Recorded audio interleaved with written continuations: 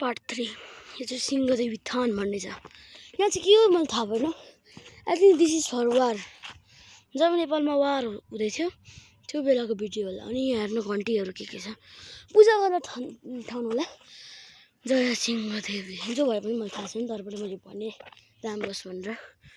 अगाडि पाहाडहरू हेर्नु चुच्चो र सबभन्दा ठुलो भएको मकालु, जो कि 5th tallest mountain of Nepal हो। नेपाल होइन, पुरा अल ओभर वर्ल्ड, सबै वर्ल्डभरि। अब जाउँ जाउँ।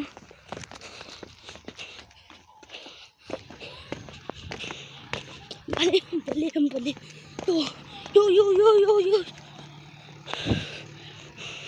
अम्पले गाइस, अम्पले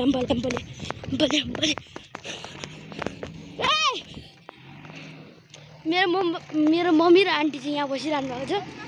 हेर्नु गाइस, उहाँ कस्तो दामी देखिन्छ। आउनु मामु, रेलिङ समात्नु।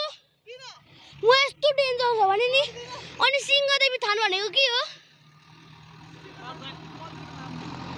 त्यहाँ ठाउँमा त भित्र छिरेर घन्टीहरूको फोटो लिएर आइदिए। फोटो होइन, भिडियो लिएर आइदिए। यहाँ चाहिँ फेरि के हो यो? अब आफै बन्नु, म पर्दिनँ।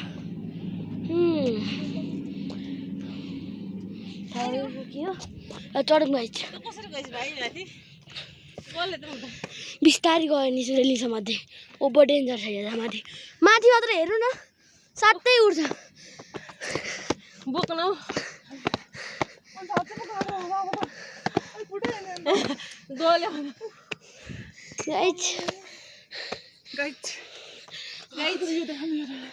अब यो सानो सानो